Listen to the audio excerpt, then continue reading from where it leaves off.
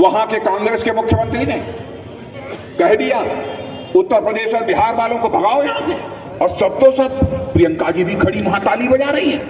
मैं नितिन पाठक जेडी जबरदस्त न्यूज़ लेकर आया हूं। आज मैं अमीनाबाद क्षेत्र में खड़ा हूं, जो कि यहां पे अपने भारत के रक्षा मंत्री राजनाथ सिंह थोड़ी देर में आने वाले हैं। मैं इसमें मंच के पीछे खड़ा हूं, मैं मंच पे दिखा रहा हूं। अभी मैं थोड़ी देर में आपको आगे का दिखाता हूं, वो लोग कितनी पब्लिक है। इसके साथ साथ मंत्रिमंडल है आज पूरा अमीनाबाद हमारे बीच श्रीमती अपर्णा यादव जी भी आ चुकी हैं, उनका भी हार्दिक स्वागत अभिनंदन है। एक बार जोरदार तालियों से उनका स्वागत करें।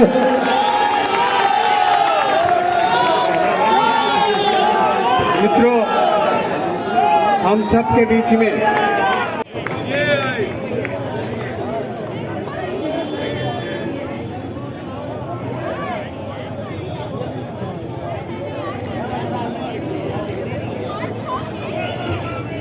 कृपया जोरदार तालियों से अपर्णा यादव जी का स्वागत करिए।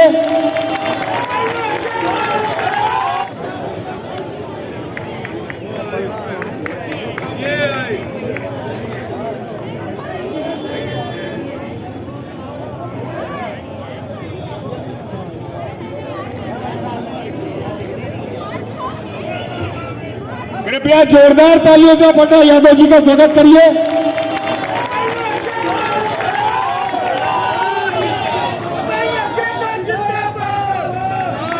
सम्मानित मंच पर आज विराजमान हम सब के बीच में आज राष्ट्रीयता का अलग जगाने वाली और भारतीय जनता हमें जिनका इंतजार था, आदरणीय राजनाथ जी हमारे बीच पहुंच चुके हैं। सभी लोग अपने स्थान पर उनके आगमन पर खड़े होकर उनका स्वागत करेंगे।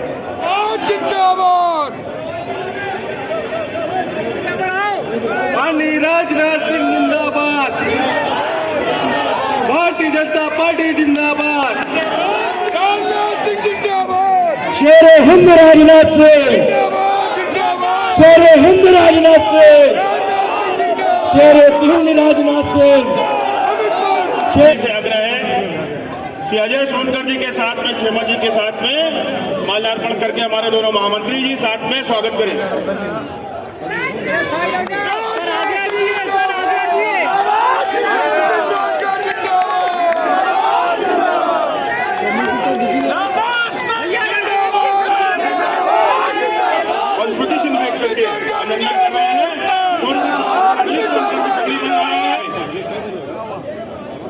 आशीर्वाद स्वरूप रजनीश को भारत माता के गौरव लौह पुरुष आदरणीय राजनाथ सिंह जी से जोरदार करके तालियों से उनका स्वागत करिए कि आप सब उनको सुनने के लिए कितना उत्साहित है।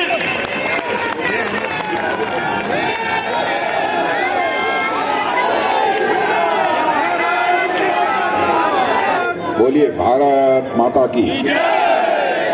हमारे उत्तर प्रदेश के उप मुख्यमंत्री डॉक्टर दिनेश जी शर्मा, श्रीमती अपर्णा यादव, श्रीमती पद्मा चौधरी, श्री मुकेश सिंह मोटी, मैंने कहा मोटी कैसे हो गया,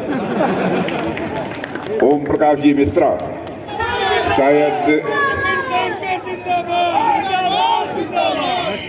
शायद इस स्थान पर सभा को संबोधित करने के लिए पहली बार आया यहाँ पर इस स्थान पर। अब पहले तो आया हूँ, पहले लेकिन यहाँ नहीं आए थे, यही आया था मैं। ओ, पहले से मुझे कुछ ज्यादा खूबसूरत दिखाई दे रहा है। लेकिन देर से आया हूँ, कोई बात नहीं। लेकिन मैं पूरी तरह से दुरुस्त आया हूं।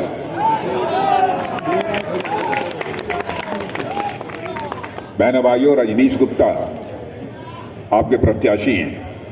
सभासद के रूप में भी उन्होंने अपनी जिम्मेदारी का निर्वाह किया है। आप सब उनके कामकाज से अच्छी तरह परिचित हैं, इसीलिए बराबर आप लोगों ने रजनीश गुप्ता को सभासद चुना है। मैं समझता हूं रजनीश गुप्ता को बार बार परखे जाने की आवश्यकता नहीं है। यहां की जनता ने रजनीश गुप्ता को कई बार परख लिया। इसलिए बहनों भाइयों, रजनीश गुप्ता को भारी मतों से विजय दिलाकर यहां से आप उत्तर प्रदेश की विधानसभा में भेजिए, यही आप सबसे अपील करने के लिए आया हूं। और मैं आपको यकीन दिलाना चाहता हूं, भारतीय जनता पार्टी हिंदुस्तान की एक ऐसी राजनीतिक पार्टी है जो किसी भी सूरत में देश की जनता के भरोसे को नहीं तोड़ेगी। आजाद भारत में नेताओं ने बहुत सारी बातें की, बहुत सारे वादे किए। आंशिक रूप से भी अपने वादों को पूरा कर दिया होता, वर्षों पहले हमारा भारत दुनिया का ताकतवर देश बन गया होता। नेताओं की कहने और करने में अंतर होने के कारण ही भारत की राजनीति और भारत के नेताओं पर से जनता का विश्वास धीरे धीरे कम होता चला गया। और इस विश्वास के संकट को भारत में चुनौती के रूप में भी किसी राजनीतिक पार्टी ने स्वीकार किया है, तो हमारी और आपकी पार्टी भारतीय जनता पार्टी ने इसे चुनौती के रूप में स्वीकार किया है। बहनों भाइयों, हमारे यहां कोई कार्यकर्ता हो सकता है कोई बात कहे, उसे पूरा न कर पाए, यह हो सकता है। हर व्यक्ति की अपनी अपनी क्षमता होती है, लेकिन इतनी बात दावे के साथ कह सकता हूं, जो बात हमारी पार्टी बोलेगी किसी भी कीमत पर, किसी भी हद तक जाकर अपने वादे को पूरा करके ही दम लेगी। ऐसी है हमारी भारतीय जनता पार्टी। कहा था हम लोगों ने 1951 में आएंगे, धारा 370 समाप्त करेंगे जम्मू कश्मीर की। यदि संसद में बहुमत मिल गया तो संसद में बहुमत मिल गया, चुटकी बजाकर हम लोगों ने धारा 370 समाप्त कर दिया। भारत का विभाजन हुआ। बहनों भाइयों, भारत का विभाजन धर्म के आधार पर नहीं होना चाहिए। पाकिस्तान हो, बांग्लादेश, अफगानिस्तान हो, जिन लोगों का उत्पीड़न हो रहा था, उनके लिए भी हम लोगों ने कहा जो भारत आना चाहते हैं, भारत की नागरिकता लेना चाहते हैं, हम उन्हें ससम्मान भारत की नागरिकता मुहैया कराएंगे। मैं विस्तार में जाकर इसकी कोई चर्चा नहीं करना चाहता। जो हम लोगों ने कहा था उस काम को किया। इसलिए मैं कहना चाहता हूं, भरोसे की राजनीतिक पार्टी इस हिंदुस्तान में भी कोई है तो वह भारतीय जनता पार्टी है। 2017 में जिस समय हम लोगों ने सरकार बनाई थी, उत्तर प्रदेश की अर्थव्यवस्था का आकार 11 लाख करोड़ रुपए था। 5 वर्षों के अंदर उसे बढ़ाकर हमारी सरकार ने 21 लाख करोड़ रुपए तक पहुंचाने का काम किया। भारत में आज के कुछ महीने पहले वैक्सीन, जो टीका है, जो आपको टीका लगा होगा, भारत में नहीं बनता था, लेकिन भारत में वैक्सीन बनाने का सिलसिला हम लोगों ने प्रारंभ किया। भारतवासियों को टीके लग गए, और केवल भारतवासियों को ही टीके नहीं लगे, बल्कि टीका का, वैक्सीन का हम लोगों ने एक्सपोर्ट भी करना प्रारंभ कर दिया है दुनिया के दूसरे देशों के लोग हमारे भारत में भारतवासियों के द्वारा बनाए गए टीके का प्रयोग कर रहे हैं। भारत अब पहले जैसा भारत नहीं रहा है। हमारे विरोध पक्ष के लोग कुछ आरोप लगाते हैं, भारत में महंगाई बहुत बढ़ गई। बहनों भाइयों, हमें इस बात भी ध्यान में रखनी होगी, 100 वर्षों में ऐसी महामारी कभी नहीं आई। क्या ऐसे संकट के समय 1%, 2%, 3%, 4% की महंगाई बढ़ गई, कोई आसमान टूट पड़ा? क्षमा कीजिएगा, मैं जानता हूं लोगों को तकलीफ होती है, लेकिन जो लोग तर्क दे रहे हैं, मैं कांग्रेस के लोगों से पूछना चाहता हूं, आप लोगों के शासनकाल में कोई संकट पैदा नहीं हुआ था। महंगाई की दर, रेट ऑफ इन्फ्लेशन बढ़कर 11%, 12% पहुंचा था। कोरोना की महामारी के बावजूद, लॉकडाउन लगने के बावजूद भारत में महंगाई की दर 6% से अधिक नहीं बढ़ने पाई है। बहनों भाइयों, यह है हमारे सरकार की विशेषता। आरोप लगाने के लिए कोई भी आरोप लगा दे, मैं जानता हूं महंगाई थोड़ी भी बढ़ती है तो तकलीफ होती है, लेकिन प्राकृतिक आपदा आ जाए तो बहनों भाइयों, उससे निपटने में कितनी कठिनाई होती है, कितनी चुनौतियां सामने आती हैं। आप सब जागरूक लोग हैं, चीजों को अच्छी तरह समझते होंगे, और मैं दावे के साथ कहना चाहता हूं, देखिएगा 5-6 महीने के अंदर ही महंगाई के मोर्चे पर हम शानदार कामयाबी हासिल करेंगे। महंगाई समाप्त होकर रहेगी। महामारी के संकट से भारत अब धीरे धीरे निजात पा रहा है। वैक्सीन लग जाने के कारण यदि अब कोरोना लोगों को होता भी है तो कोरोना इतना घातक नहीं रह गया। क्या इन सब चीजों का श्रेय जिस प्रधानमंत्री ने किया है, जिस सरकार ने किया है, नहीं दिया जाना चाहिए? बहनों भाइयों, भारत तेजी के साथ आगे बढ़ रहा है। पहले भारत अंतर्राष्ट्रीय मंचों पर कुछ बोलता था तो दुनिया गंभीरतापूर्वक भारत की बातों को सुनती नहीं थी, लेकिन आज अंतर्राष्ट्रीय मंचों पर भारत कुछ बोलता है तो दुनिया कान खोलकर सुनती है कि भारत बोल क्या रहा है। भारत की हैसियत सारी दुनिया में बढ़ी है। पहले जैसा भारत नहीं रहा, धारणा लोगों की बदल गई है। आपने देखा पाकिस्तान से आकर कुछ आतंकवादियों ने 2017 में कश्मीर में, उरी और पुलवामा में हमारे सुरक्षा के जवानों पर हमला बोल दिया। बड़ी संख्या में हमारे सुरक्षा के जवान शहीद हुए थे। बहनों भाइयों, मैं उस समय भारत का गृह मंत्री था। उन शहीद जवानों को कंधा जब मैंने लगाया था वह क्षण आज भी नहीं भूल पाता।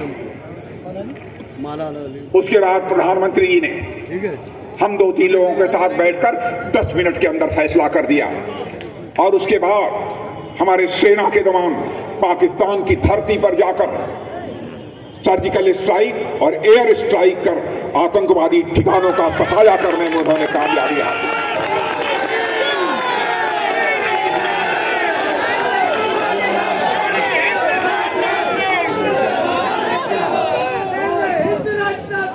हम लोगों ने सारी दुनिया को यह साफ संदेश दे दिया कि भारत अब यह कमजोर भारत नहीं है। भारत का इतिहास रहा है कि भारत ने आज तक न तो दुनिया के किसी देश पर कभी आक्रमण किया है और न दुनिया के किसी देश के 1 इंच जमीन पर भारत ने कभी कब्जा किया है। लेकिन भारत की तरफ यदि आंख उठाकर देखने की कोई कोशिश करेगा तो भारत उसे बाउंड्री के इस पार भी मार सकता है। जरूरत पड़ी तो बाउंड्री के उस पार भी जाकर भारत मार सकता है। तकलीफ होती है जब कांग्रेस के वरिष्ठ नेता राहुल जी संसद में खड़े होकर बोलते हैं कि भारत और चीन के बीच गलवान घाटी में लद्दाख में जो संघर्ष हुआ था उसमें चीन के 2-4 सैनिक मारे गए और भारत के अधिक मारे गए। बहनों भाइयों, देश का रक्षा मंत्री होने के बावजूद कभी मैंने इसका खुलासा नहीं किया भी नहीं जाना चाहिए। हर संघर्ष की, युद्ध की भी मर्यादाएं होती हैं। डिप्लोमेसी के भी कुछ ऐसे मायने होते हैं, कुछ सीमाएं होती हैं और इन्होंने खड़े होकर बोल दिया। लेकिन आपने देखा कि उसी के 1 दिन के बाद ऑस्ट्रेलिया के एक अखबार जिसका नाम क्लेक्सान है, उसमें ऑस्ट्रेलिया के ही एक खोजी पत्रकार ने उन देशों में जाकर चाइना वगैरह में छानबीन करने के बाद यह लिखा कि गलवान की घाटी में, लद्दाख में भारत और चीन के सेना के जवानों के बीच जो संघर्ष हुआ था उसमें चीन के सेना के जवान 38 से लेकर 50 मारे गए थे। बहनों भाई, और ये सभी को ध्यान में रखना होगा। सरकारें आती जाती रहेंगी लेकिन देश रहेगा। देश के प्रति हम सबकी जिम्मेदारी बनती है। ये Samajwadi party, Bahujan Samaj party, Congress party, Bharat की सामाजिक समरसता को भी इन लोगों ने तार तार कर दिया। हिंदू, मुसलमान, ईसाई, यहूदी, क्या क्या किया इन लोग। एक तो भारत का विभाजन हिंदू मुसलमान के आधार पर कर दिया, मैं मानता हूं नहीं होना चाहिए। और मैं यह भी कहना चाहता हूं, यहां का भाईचारा किसी भी सूरत में नहीं टूटना चाहिए। बराबर सपा, बसपा, कांग्रेस ने हमारे मुस्लिम भाइयों के अंदर भी दहशत पैदा करने की कोशिश की है। ये नहीं होने देंगे। हम सबको साथ लेकर चलना चाहते हैं। ऐसी राजनीति हमको मंजूर नहीं है। पूरा विश्व ही हमारा परिवार है, पूरा विश्व ही हमारा परिवार है। छोटी सी सोच और छोटे मन से काम नहीं होना चाहिए। हम लोगों का सिद्धांत है, हम न्याय सभी के साथ करेंगे। Justice to all, appeasement of none, तुष्टीकरण किसी का नहीं करेंगे। कोई किसी कौम का, किसी भी धर्म का मानने वाला क्यों न हो, गलत करेगा तो उसके खिलाफ हम सख्त कार्रवाई करेंगे, उसमें रंच मात्र भी संकोच नहीं करेंगे।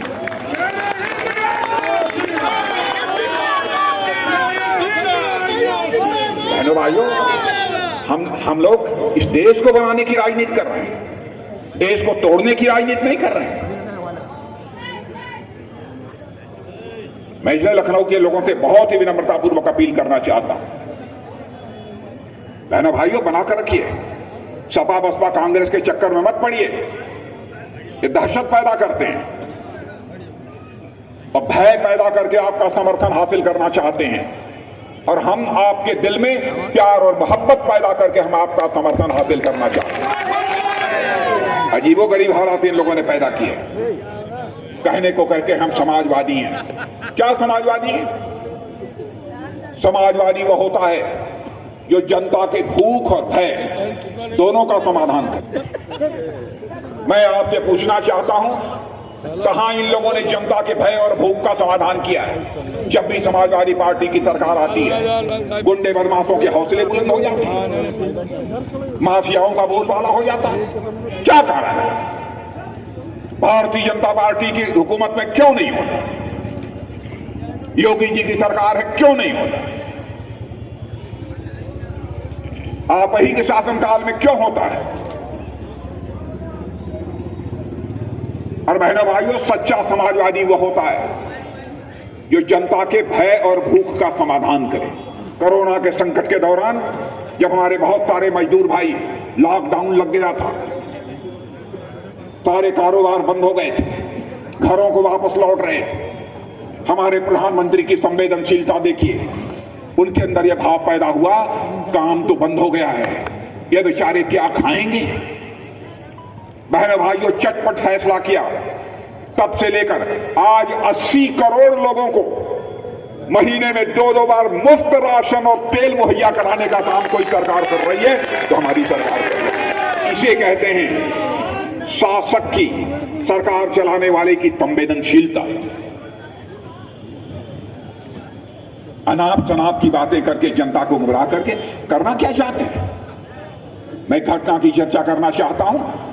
कल मैं पंजाब में था, कैप्टन अमरिंदर सिंह जी जो वहां के मुख्यमंत्री हैं, उन्होंने मुझे आमंत्रित किया था अपने विधानसभा क्षेत्र में। बहनों भाइयों, मैं गया था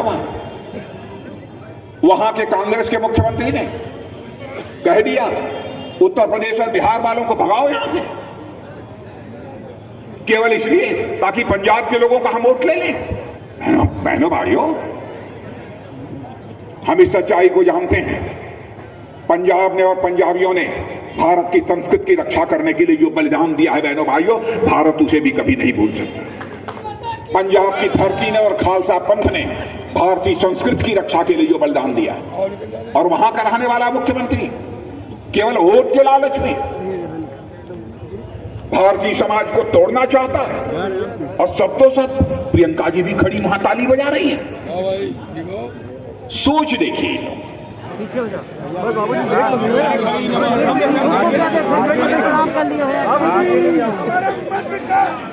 बाबूजी प्रणाम। बाबूजी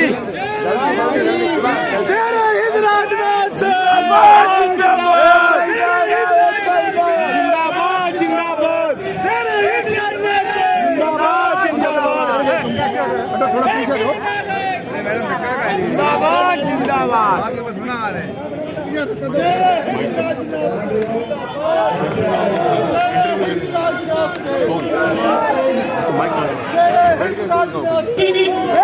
राजनाथ